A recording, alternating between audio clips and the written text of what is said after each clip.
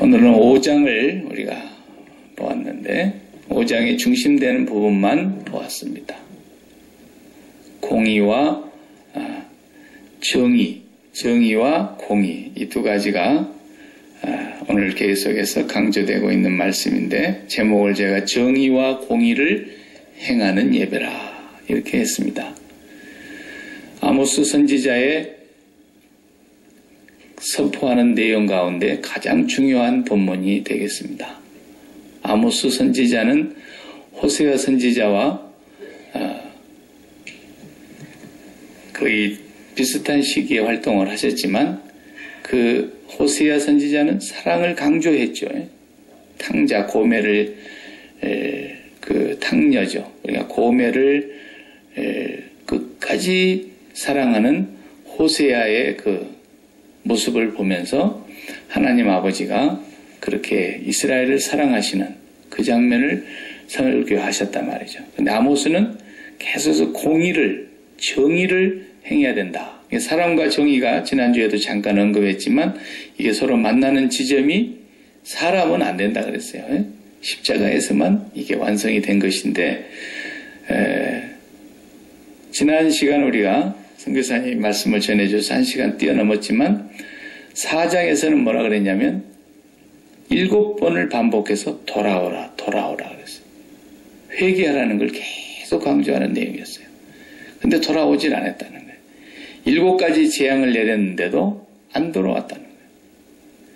그러니까 그 사람들이 예배는 계속 드렸다 그랬어요. 4장에서도 보면은. 예배를 엄청나게 열심히 드렸다는 거예요. 3년마다 한 번씩 해야 되는 11조를 3일마다 한 번씩 하고, 1년에 한 번씩 지켜야 되는 6월절 예배를 매일 드렸다 그랬어요. 그렇게 열심히 예배를 했다 그러는데, 하나님은 그 사람들 보고 뭐라 그랬어요? 너희가 내게로 안 돌아왔다 그랬어요. 예배를 아무리 드려도 하나님 앞으로 돌아오지 않은 사람들이 있다는 걸 지금 얘기하는 거예요. 그 사람들이 어떤 사람들이었습니까? 마음에 하나님을 사랑해서 예배하는 게 아니라 마음에 딴 것을 소원으로 품고 있으면서 하나님 앞에 나온 사람들. 이런 사람들은 전부가 다 돌아온 사람들이 아니었다는 것입니다. 이제 5장에 와서는 뭘 강조하고 있느냐면, 5장에는 예배를 열심히 또 드려요. 오늘 우리가 본문에 한번 보세요. 예배를 어떻게 드리고 있는가? 21절에 내가 너희 절기들을 미워하며 그랬어요. 절기를 지키고 있어요, 지금. 그런데 하나님은 미워하신다는 거예요. 6월절기, 추수감사절, 초막절기, 또 오순절 절기, 이런 절기 있지 않습니까? 그걸 지키는데 하나님은 미워하신다는 거예요. 그걸 멸시하신다는 거예요. 그 다음에 너희 성회들을 기뻐하지 아니하나니, 성회를 안 모이는 게 아니에요. 성회가 뭐예요? 거룩한 모임. 오늘로 말하자면 예배란 말이에요. 계속 예배를 드려요. 그런데 기뻐하지 아니하나니 그랬어요. 그 다음에 또 22절에 보면 내가 내게 번제나 너희가 나한테 번제나 소제를 드릴지라도 내가 받지 아니할 것이요. 예배 드려요. 예배 안 받는데. 그런데 또 너희 살찐 희생의 화목제도 내가 돌아보지 아니하리라. 22절에 그랬어요. 그런데 이것도 하나님께서 거들떠보지도 않으신다는 거예요. 23절을 다 같이 봐요. 네 노래소리를 내 앞에서 그칠지어다. 찬양을 그치라는 거예요. 찬양을. 그 다음에 또 뭘? 내 비파소리도 내가 듣지 아니하리라. 악기를 동원한 것도 하나님이 듣지 않으신다는 거예요. 우리는 예수를 믿는 사람들로서, 하나님의 선민으로서 이런 본문의 말씀을 우리가 깊이 이해해야 합니다. 큰 교회에 보면은 오케스트라 관현악단도 있어가지고 바이올린 연주부터 시작해서 각양각색의 악기를 가져다 놓고 연주를 하면서 거기에 찬양대가 화음을 넣어서 찬양하고, 얼마나 화려하게 막 사람들이 보면은 감격스러울 정도로 예배를 하는지 몰라요. 그런데 하나님께서 그 예배를 드리고 있는 그 사람들한테 내 앞에서 제발 악기도 연주하지 말고 입도 다물어라는 거예요. 찬양도 내가 듣지 않겠다. 너희가 드리는 예배도 받지 않겠다. 그럼 도대체 이게 뭐냐 말이죠. 하나님 앞에 그렇게 절기를 지키고 그 많은 제물을 갖다 바치고 그렇게 수많은 성회로 모이는데 안 받으신다. 여기에 24절에 그 이유를 말씀하고 있지 않습니까? 오직 정의를 물같이 공의를 마르지 않는 강같이 흐르게 할지어다. 그랬어요. 정의와 공의가 강물처럼 흐르게 하라. 그렇지 않으면 너희의 모든 예배는 헛것이다. 그런 말이에요. 그러니까 이런 하나님의 마음을 모르면 부지런히 교회 가서 예배를 드리는데도 하나님과는 아무런 상관이 없는 그런 교인들이 있을 수 있다. 있을 수 있다. 어떤 사람인가? 그런 사람들을 우리가 알 수 있어야 돼요. 본문에 보면 내 자신을 놓고 다 적용을 해봐야 되는 거예요. 적용을. 오늘 본문에 보면은 주제가 또 여호와께서 너희는 나를 찾으라 그리하면 살리라 이 말씀을 4절과 6절 두 곳에서 반복하고 계십니다. 네. 너희는 나를 찾으라 그리하면 살리라. 이제 우리가 이 말씀을 통해서 분명하게 한 가지 깨달아야 될 것은 뭐냐면 오늘 저와 여러분들이 하나님 앞에 나와서 기도도 합니다. 예배도 합니다. 주일날 예배가 있고 오늘 밤같이 수요일 밤에 공적인 예배가 이렇게 있어요. 예배 있는데 하나님께서 이 예배를 정말 받으실까? 우리가 하나님 앞에 이 예배를 통해서 기쁨을 드릴 수 있을까? 뭘 기준으로 해서 그걸 알 수 있느냐라는 거죠. 그 뭐냐면 공적으로 예배 순서에 입각해서 이렇게 주일날, 수요일날 여러 가지 형태로 예배를 드리는 이 예배는 모이는 예배예요. 모이는 예배. 그러면 지금 여기서 예배를 드렸는데 모여서 예배를 드렸는데 절기를 지켰는데 내가 기뻐하지도 않겠고 거들떠보지도 않겠고 내 앞에서 전부 다 입 다물어라. 이렇게 말씀하시는 이유가 뭐겠어요? 너희는 뭐 한다는 거예요? 공의와 정의를 행하지 않는다는 거예요. 공의와 정의를 행하지 않는다. 이 말씀이 무슨 말씀이겠습니까? 밖에 나가서 살면서 삶을 통해서도 예배가 계속 이어져야 되는데 흩어지는 예배는 안 드리고 있다는 것입니다. 밖에 나가서는 장사를 하는 사람이든 직장 생활을 하는 사람이든 뭐 공부를 하는 사람이든 뭘 하든지 밖에 나가서 우리가 살 때에 우리 몸이 성전이니까. 그래서 교회는 두 가지가 있다 그랬잖아요. 흩어지는 교회가 있고 모이는 교회가 있어요. 모이는 교회는 공적으로 성회로 모이는 거고 흩어지는 예배는 우리가 다 몸인 성전인 이 사람 한 사람이 나가서 예배를 드리는 삶을 계속 이어가야 된다는 겁니다.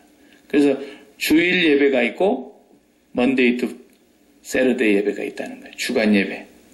나가서 흩어져서 예배 드리는 그 삶이 공의와 정의를 행하지 않는다면 모여서 드리는 예배는 다 헛것이다라는 겁니다. 네. 천년만년 지내 내려온 하나님의 역사 속에서 지금 우리가 이것을 하나님은 변하지 않으세요. 아모스에게 그렇게 말씀하신 하나님이 오늘 우리에게도 변하지 않으신 하나님께서 그렇게 말씀하세요. 네가 주일날 모여서 예배 드렸느냐? 아름다운 찬양을 드렸느냐? 그리고 거기에서 헌금을 갖다 바쳤느냐? 그런데 네가 먼데이 투 세러데이 동안에 흩어져서 네가 공의와 정의를 행하지 못했다면 내 앞에서 드리는 모든 성회와 절기를 내가 기뻐하지 아니하겠다. 비파와 수금을 그칠지어다. 내 찬양의 노랫소리도 그칠지어다. 이렇게 하나님이 말씀하신다는 거예요. 그렇기 때문에 우리가 이 예배를 어떻게 드려야 되느냐라는 거죠. 우리 옛날에 이 달리기를 하는 그 경주, 레이스 하는 거에다가 우리 인생살이를 많이 비유하고 신앙생활도 레이스에 비유를 하잖아요. 사도 바울이. 내가 믿음의 경주를 한다. 운동장에서 다름질하는 사람들이 다 달릴지라도 상을 얻는 자는 오직 하나인 줄 알지 못하느냐. 이와 같이 너희도 상 얻기 위하여 다름질하라. 내가 선한 싸움을 다 싸우고 나의 달려갈 길을 달리고 믿음을 지켰다 할 때도 이 경주로 계속 비유를 하는데 이게 예배와 아주 굉장히 밀접한 관계가 있어요. 달리기는 출발점이 있으면 골인지 마지막 정착 이 끝나는 지점이 있지 않습니까? 이 총을 쏴면 땅 소리와 함께 출발을 하고 그 다음에 마지막 몇 미터짜리 100m를 달릴 거냐, 200m를 달릴 거냐, 400m를 달릴 거냐, 길게는 뭐 42.195 마라톤을 할 것이냐, 다 달리기가 있는데 시작점과 끝점이 있는 거예요. 이 시작점과 끝점은 어디에 해당되는 거냐면 교회에 모이는 예배 부분에 해당되는 거예요. 그러니까 달리기를 했는데 땅 할 때 출발점에서 같이 출발을 안 했어. 그런데 꼬린 지점에서 1등 했대, 지가. 그러면 그건 무효다, 이거예요, 무효. 그렇지 않습니까? 또, 출발점에서는 똑같이 출발했는데 꼬린 지점에서는 안 나타났어. 중간에 포기하고. 이탈했어요. 그것도 무효다 말이죠. 네. 반드시 출발점과 끝나는 지점에서 동시에 이 사람이 나타나야 돼요. 그것이 바로 뭐냐면 모이는 예배라고 말이에요. 그런데 그러면 100m를 달리든 200m를 달리든 그 달리는 기간은 뭘 말하는 거냐? 흩어지는 예배. 밖에 나가서 살면서 드리는 예배를 거기 달리는 거리에다가 비유할 수 있다고 말해요. 그러니까 나는 교회 안 나갑니다. 그런데 예수 믿습니다. 그런 사람들이 덜어 있어요. 근데 그런 사람들은 출발점에 없는 사람들이라니까요. 출발점이 없는 사람들이에요. 중간에 그냥 쑥 끼어들어가지고 꼬린 지점에서 1등으로 나타났다 할지라도 출발 지점에서 같이 시작하지 않은 사람이기 때문에 그 사람 무효라고, 무효. 교회라고 하는 공동체, 교회 밖에는 구원이 없어요. 그래서 교회라고 하는 공동체 안에 반드시 들어가야 돼요. 교회 안에 하는 공동체에 들어가면 그러면 반드시 들어가야 하지만 그것이 구원받는데 필요 충분 조건이냐? 그것은 아니에요. 교회 밖에 구원은 없어요. 교회 안에 구원이 있지만 교회 안에 모이는 교회에 들어갔다고 해서 반드시 구원받느냐? 그렇지 않다는 거예요. 모이는 교회 안에 들어갔으면 그것은 지금 출발점에서 출발한 사람이고 끝나는 지점에서 끝날 때 분명히 있었던 사람이에요. 그러나 중간에 42.195km를 어떻게 혼자 달리냐. 그래서 한 20km쯤 먼저 가 있다가 중간에 이렇게 반환 코스의 지점에서 슬쩍 뛰어들어가지고 막 뛰었다 이거예요. 중간에. 그건 무효다고 말입니다. 그러니까 예배가 바로 그런 거예요. 주일날 모이는 예배와 밖에 나가서 뛰는 예배가 있는데 모이는 예배를 잘 드렸으면 거기서 하나님을 만나고 하나님께 우리가 예배를 하고 하나님의 말씀을 마음에 담고 그 몸인 성전이 이제 뛰는 예배로 나가야 된다는 거죠. 뛰는 예배로 나가는 몸이 한 주일 동안에 가서 공의를 행하고 정의를 실천하며 강물처럼 그것이 흐르게 해야만 하나님은 진짜 예배를 받으시고 하나님의 영광을 받으시고 진짜로 네가 예배자구나. 이걸 말씀하시는 것이라. 아모스에서는 지금 그걸 얘기하는 거예요. 그래서 공의라고 하는 것을 우리는 저기 구약의 율법, 그 다음에 신약에 와서는 사랑 이렇게 얘기를 하는데 그건 잘못 이해하고 있는 거예요. 율법이 공의고 십자가 이후에는 사랑이다.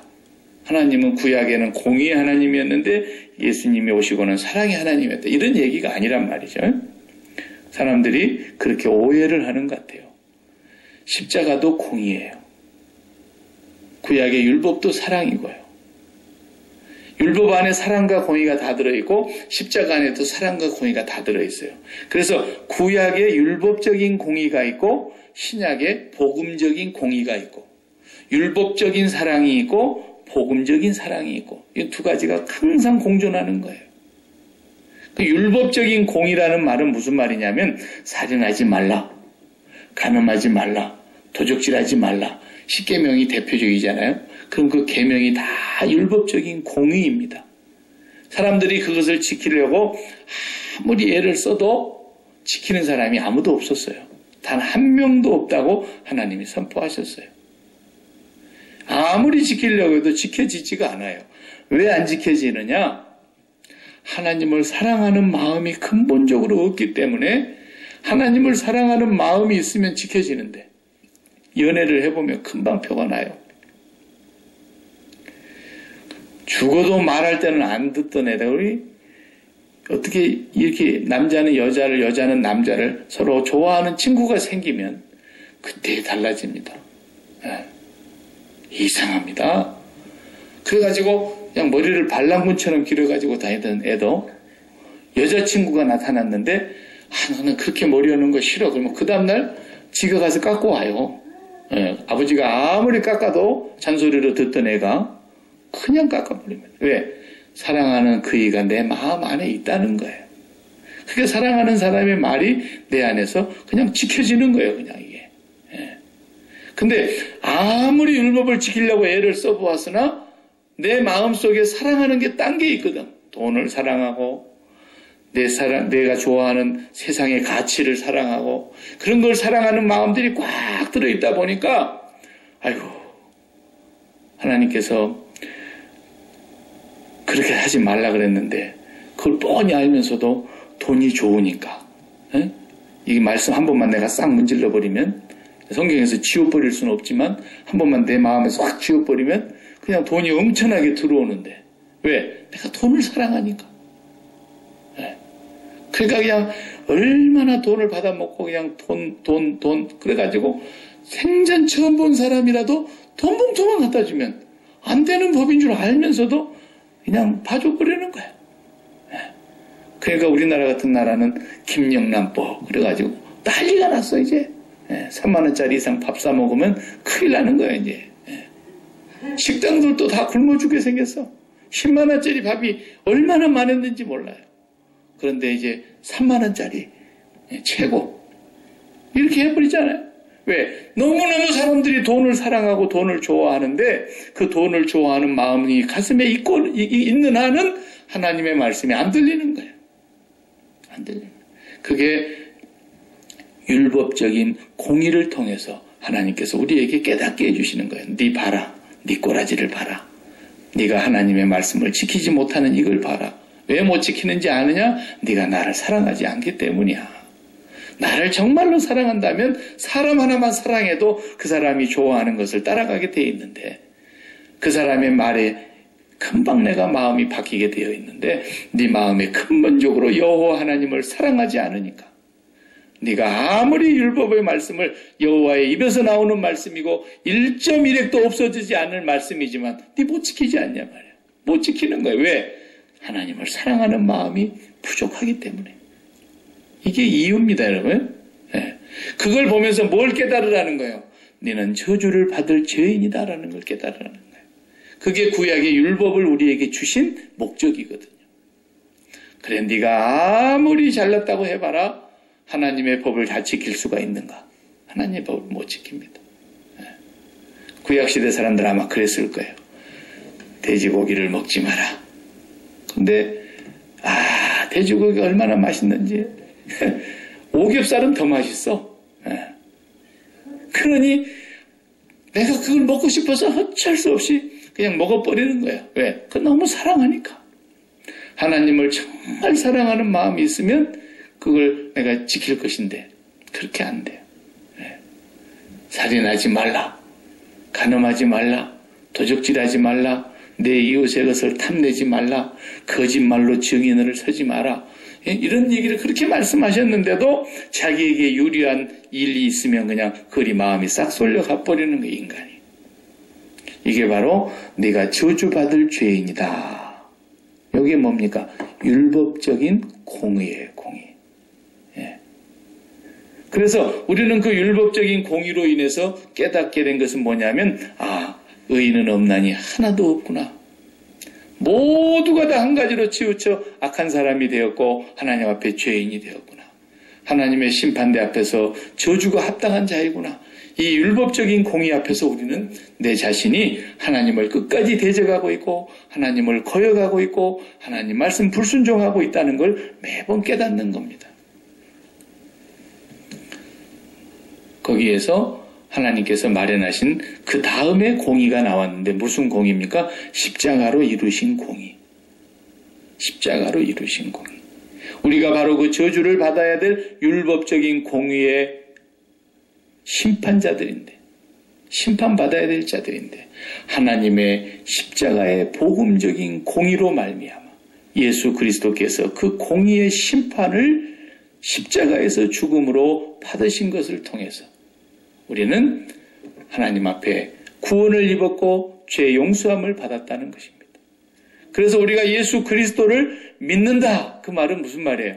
그리스도가 그 십자가에서 하나님의 공의대로 죽은 것에 나도 같이 죽었습니다. 그리스도께서 죽으신 그 죽음이 내가 죽은 죽음입니다. 라는 것을 믿는 거라고 말해요. 이걸 믿는 거예요. 이걸. 근데 내가 그것을 믿지 않고 내가 그냥 머리로만 그리스도께서 죽었다는데 나의 죄를 위해서 죽었대. 그리고 그냥 내 삶에 있어서는 일주일 내내 사는 동안에 어떻게 삽니까? 계속해서 내가 좋아하는 소원만 품고 사는 거예요. 이런 사람들은 반드시 하나님의 심판이 있다는 것입니다. 반드시 절대로 피할 수 없는 하나님의 심판을 면치 못할 거라는 거예요. 그러나 매일매일 우리 마음에서 그리스도의 십자가를 바라보는 그 이유가 바로 내가 죽은 사람이어야 되기 때문에 내가 죽음이 아니고는 도저히 해결할 수 없는 존재이기 때문에 그래서요 자녀 하나를 놓고도요 내가 자녀를 이렇게 가르친다고 해봅시다.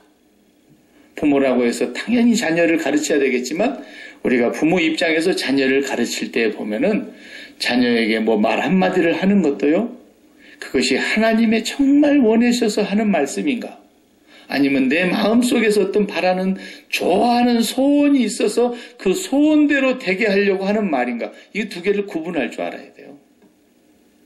내 마음에서 예를 들자면 뭐 돈 잘 버는 그런 아들이 됐으면 좋겠고 딸이 됐으면 좋겠다.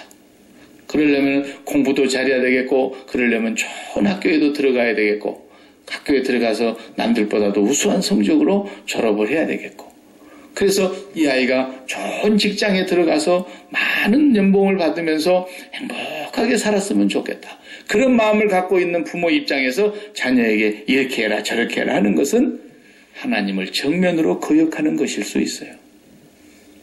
아무리 내가 자식한테 좋은 말이라 할지라도 그 자식에 대해서 그런 마음을 갖고 있는 그것이 죽어야 된다고 말해요. 그게 죽고 하나님 아버지께서 이 자식에게 대하여 갖고 계시는 그 뜻과 하나님 아버지가 그 자식에게 갖고 계시는 소원이 이루어지기를 내가 기도하고 그것이 무엇인가를 자녀에게 가르쳐 준다면 그건 진짜 아름다운 것이죠. 야, 대학을 좀 시원찮은 곳에 갔다고 기죽지 마라. 너는 하나님의 자녀다. 대학이 좋은 대학을 갔다고 해서 반드시 성공한 것이고 반드시 훌륭한 것이 아니란다. 대학을 내가 설령 못 가면 어떠냐? 그러나 네가 하나님의 자녀야. 하나님의 자녀로서 네가 하나님 아버지가 너의 생명의 주인이시며 네 인생의 주인이시며 너의 모든 흥망성쇠를 쥐고 계시는 분인데 너는 그 하나님을 사랑하는 데 있어서는 어느 누구보다도 네가 1등해라. 이렇게 얘기를 해야죠.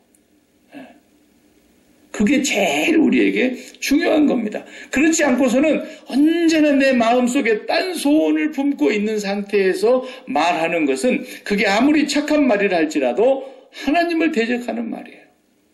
하나님의 뜻과는 상관이 없는 말이라고요. 그렇기 때문에 우리는 매일매일 이 복음적 공의라는 게 뭐냐면 율법적 공의로는 내가 도저히 용서받지 못하고 저주를 받아야 될 사람인 걸 내가 깨달았고 그래서 나는 예수 그리스도의 십자가의 공로가 아니면 나는 저주가 합당한 자이기 때문에 날마다 나는 그리스도의 십자가에서 그리스도와 함께 연합하여 죽습니다. 사도 바울이 그렇게 고백을 했던 거예요. 매일 고백하면서. 그래서 내 뜻은 죽고 내 생각도 죽고 내 소원도 죽고 내 마음에 열망하고 있는 그런 모든 것이 다 죽은 뒤에 진정으로 하나님을 사랑하는 마음으로 우리 마음속에서 성령이 늘 우리의 마음을 새롭게 해주시고 하나님을 사랑하며 경외하는 마음이 우리 속에 늘 물붓듯이 이렇게 채워져 가야 된다는 거예요. 그래서 그 하나님을 사랑하는 마음 속에서 내 행위가 나올 때 이게 진짜 복음적 공의를 행하는 사람이에요. 그러니까 율법적인 공의와 복음적인 공의가 굉장히 차이가 있어요. 하나는 구원을 받지 못한 상태고 하나는 구원받은 상태인데 교회에서 목사들도 자칫 잘못하면 율법적 공의를 가지고 성도들을 가르칠 때가 많아요. 왜 그렇습니까?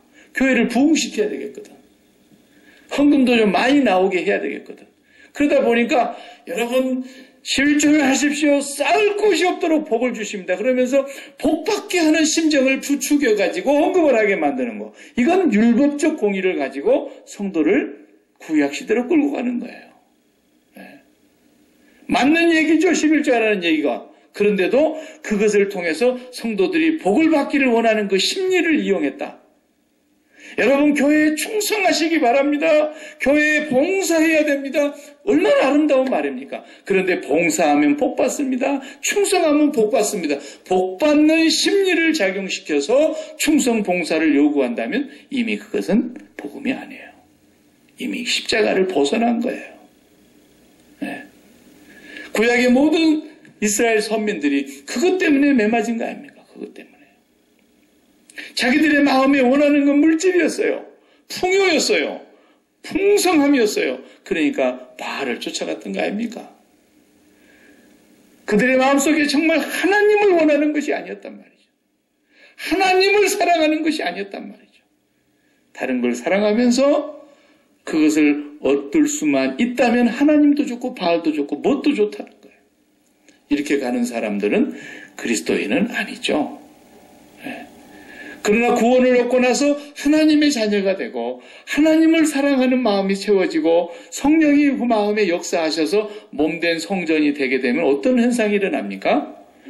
복받기 위해서 충성하는 게 아니라 어떻게 공의를 행합니까? 이제는 율법적 공의가 아니라 복음적인 공의를 행하는데 복받기 위해서 행하는 것이 아니고 내가 그 하나님 아버지 앞에서 이런 거룩한 역사에 나 같은 죄인을 써주신다고 하는 것이 감격한 거예요. 나 같은 죄인이 용서함 받아서 주님 앞에 의롭다함을 얻는 것도 감격스러운 일인데 나 같은 죄인을 하나님의 역사에 하나님의 일꾼으로 나를 등용해 주신 것에 대한 기쁨과 감격이 있는 것. 그래서 막 열심히 봉사합니다. 그래서 충성하면 요건 복음적 공의를 행하는 거예요. 그러니까 예배를 드리고 나가서 우리가 일주일 동안 사는 동안에 바로 그 복음적인 공의를 강물같이 흐르게 하라는 거예요. 우리 삶 속에서. 그래야 그게 네가 진짜로 주일날 하나님 만난 증거라는 거죠. 주일날 하나님 앞에 예배를 드립니다. 그리고 그 하나님의 사랑을 우리 마음에 충만하게 채우고 다시 그 힘을 가지고 세상에 나아가서 살 때는 이제 하나님께서 나 안에 계신다. 내가 성령을 모시고 사는 하나님의 거룩한 성전이라고 말씀하셨는데 내 안에 계신 그 하나님께서 내 마음을 역동적으로 작용해서 그분의 힘에 힘입어서 내가 일하고 살아가면서 실천하는 것이죠. 이것이 바로 복음적 공의다. 예배가 이게 두 가지가 일치가 될 때만 진정한 예배가 되고 산 제사가 되고 신령과 진정으로 드리는 예배가 되고 하나님이 그 예배를 기뻐하신다는 것입니다. 이걸 적용하셔야 돼요, 여러분들이. 그렇지 않으면 그 예배가 전부 무효라는 거예요, 무효. 이걸 아모스 선지자께서 하나님의 말씀으로 오늘 우리에게 지금 정리해주고 있습니다. 한 곳을 또 읽어보겠습니다. 10절부터서 12절까지 아모스 5장 10절에서 12절까지 보십시오. 무리가 성문에서 책망하는 자를 미워하며 정직히 말하는 자를 싫어하는도다. 성문에서는 뭐예요? 성문은 하나님의 말씀이 집행되는 곳입니다. 선포되는 곳입니다. 거기에서 책망하는 자를 미워하고 정직히 말하는 자를 싫어해요. 누가? 무리들이. 백성들이 하나님의 말씀 듣기를 싫어한단 말이죠. 그러면서 11절 다 같이 보세요. 어떻게 삽니까? 너희가 힘없는 자를 밟아버려서 그에게서 미래 부동한 새를 거두었고 너희가 비록 다듬은 돌로 집을 건축하였으나 거기 거주하지 못할 것이요 아름다운 포도원을 가꾸었으나 그 포도주를 마시지 못하리라. 왜? 너희가 세상에 나가서 그렇게 살았으니까. 12절도 보십시오. 너희의 허물이 많고 죄악이 무거움을 내가 아노라. 너희는 의인을 학대하며 뇌물을 받고 성문에서 가난한 자를 억울하게 하는 자로다. 이런 사람들이 어떤 사람들입니까? 뛰는 예배, 삶의 예배, 월요일부터 토요일까지 드리는 예배에서는 전부 다 엉망이에요. 그들 속에 하나님이 계시고 사랑하는 하나님의 말씀이 계신다면 이렇게 살 수 없다라는 거예요. 어떻게 이렇게 살 수 있겠냐는 거예요. 의로운 사람을 학대하고 뇌물을 받고 가난한 자는 억울하게 하고 힘없는 자는 밟아버리고 이런 삶 하나하나를 여기서는 딱딱 꼬집어서 말씀하고 있지만 우리가 모든 생활 속에서 다 적용해 볼 수 있는 거예요. 어떤 생활 속에서도 적용하는 거죠. 거짓으로, 불의로, 또 강포로, 포악함으로, 부정함으로 하는 모든 것들이 바로 하나님이 그 몸 안에 성전으로 삼고 있는 그 몸 안에 계시지 않다라는 것이죠. 이렇게 사는 사람의 예배는 전부가 거짓이라는 것입니다. 하나님과는 아무런 상관이 없다고 말씀하십니다. 사랑하는 성도 여러분, 오늘 우리가 너희는 살려면 선을 구하고 악을 구하지 말지어다. 너희는 악을 미워하고 선을 사랑하며 성문에서 정의를 세울지어다. 만군의 하나님 여호와께서 혹시 요셉의 남은 자를 불쌍히 여기시리라 그랬습니다. 요셉의 남은 자를 불쌍히 여기시리라. 우리가 그 남은 자 속에 들어갈 수 있기를 바라고, 여러분의 예배를 주일날 수요일날 교회에 와서 하나님의 집에서 드리는 예배도 중요합니다. 왜? 여기가 출발점이니까. 땅 할 때 출발하는 곳이니까. 그러나 여러분들이 마지막 코스를 끝까지 달려서 마지막 지점까지 꼬리 날기까지는 월요일부터 토요일까지 하나님의 복음적 공의가 우리의 삶을 통해서 반드시 나타나야 그 예배는 온전한 예배가 된다고 하는 것입니다. 기도하십시다.